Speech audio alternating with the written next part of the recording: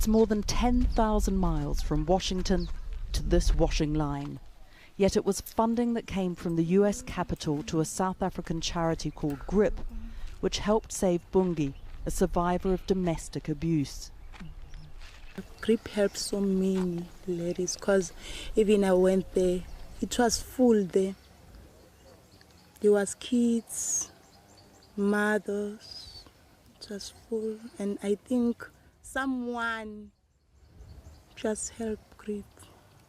I don't want to see GRIP another day falling down. Yeah. GRIP is a program that was 52% funded by USAID and the PEPFAR Fund for HIV and AIDS. The money was for the prevention of violence and HIV transmission and to support women like Bungi. And these are the faces, the real people, affected because of the worldwide, overnight cut by the Trump administration of these funds. The day we got to GRIP outside Johannesburg, they'd been forced to lay off 21 staff. It's crazy how our communities are really going to suffer from this. I don't know what we're going to do. Even today, I admitted a lady. She slept on the street last night. It's terrible. But for us today, now she's safe, she's here, so it's great news. And from that shelter, we were taken to the police station where GRIP has trauma rooms. We've tried to create like a nice, peaceful space, made it quite colourful so that it's much easier for people to come and report gender-based violence at the police station. They don't have to stand in a queue outside. They can come straight to the care room and report anything that they need to report to us in a nice, quiet, confidential space. And apart from the police stations, they have trauma rooms in 5 local hospitals which are now at risk, and the prevention program has been terminated. It's very difficult to tell a rape survivor that, unfortunately we've lost funding and so you no longer have access to your social worker. How do you do that? So funding can stop immediately, but certainly the type of work we do, we cannot just suspend activities with immediate effect because we're assisting people and these people are humans and they need us. South Africa was one of the largest recipients of the PEPFAR Fund set up by President George W. Bush, helping turn the tide of a disease that had wreaked havoc in this country. There is no doubt that PEPFAR has had a profound impact on this pandemic and, in my opinion, has made America great. The place we were in 2000 when PEPFAR was born as a response, it would be such a tragedy if we went back to anything like that again. Already services are disappearing. This clinic closed overnight. In Johannesburg, one doctor told us HIV testing has largely collapsed.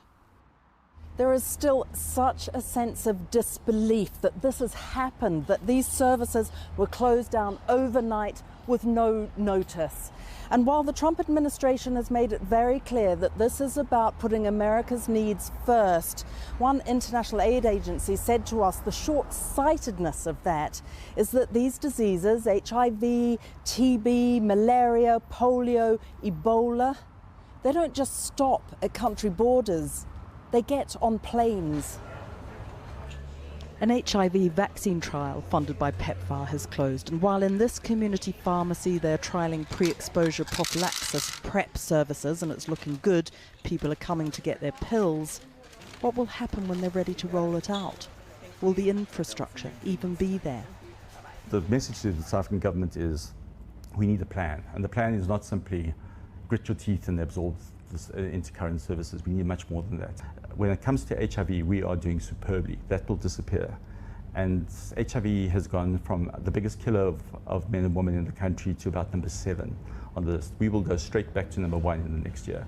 And with it, TB will go up, maternal mortality will go up, and infant mortality will go up. And how will the loss of these services even be counted? The Kumbulani Centre in Cape Town is a programme for HIV-positive children and young people. These workers are now all unemployed. I have now not been able to pay some of my bills that I needed to pay, as I am the breadwinner in my household. We are giving hope to the community, Now we don't have hope ourselves. So how do we render a service whereas we don't even have hope for ourselves? So you're keeping in touch with them anyway? Yes, always and the WhatsApp. Always give them hope that they're going to see me one day, but I don't know. Are you really upset?